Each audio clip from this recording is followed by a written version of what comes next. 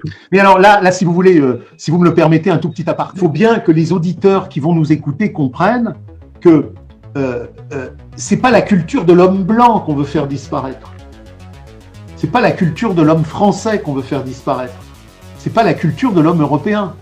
Parce que si l'homme blanc, l'homme européen, l'homme français était simplement un abruti capable d'envoyer sa fille faire des études de droit des affaires et son fils des études de droit commercial international, il n'y aurait pas cette entreprise de dévastation systématique.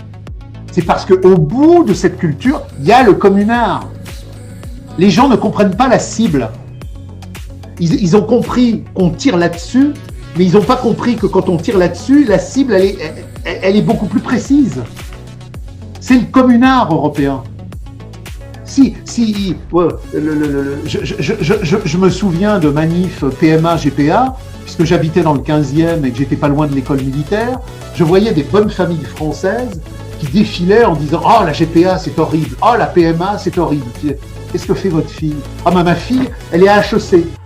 Et votre fils? Ah, mon fils, il est avocat international. » J'ai dit « Mais alors, vous n'avez rien compris. Vous voudriez qu'il y ait des études d'avocat international et de HEC qui ne conduisent pas au triomphe de la marchandise, et donc à la PMA et à la GPA. Vous êtes des cons, vous n'avez rien compris. Vous voulez la marchandise sans les effets de la marchandise. Puisque vous aimez la marchandise, vous aurez les effets de la marchandise. Vous aurez la PMA et la GPA. Donc, la cible du capital, aujourd'hui, le mondialisme de la marchandise, l'archéo tradi qui va à Saint-Nicolas du Chardonnay avec son loden vert et qui défend Saint-Pédis, mais le capital s'en fout, c'est pas ça le problème.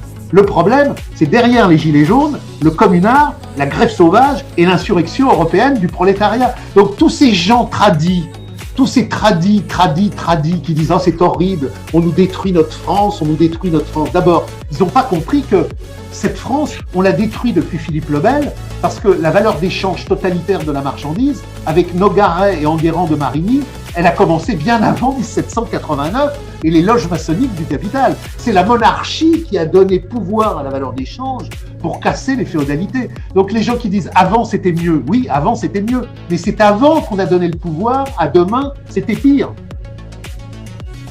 Donc il faut vraiment avoir une vision historique globale telle que Hegel et Marx l'ont eue. Le capital n'a qu'un seul et unique ennemi, c'est le communard révolutionnaire de 1871 et c'est l'ouvrier prolétaire de la grève sauvage de 68 qui dit merde à Cohn-Bendit, merde à Georges Segui et merde à Attali. Faut pas se tromper de cible. Et si on comprend pas ça, on ne comprend rien. Et tous ces gens qui voient mourir autour d'eux cette France qu'ils aimaient, ils ne comprennent rien ou pourquoi elle meurt.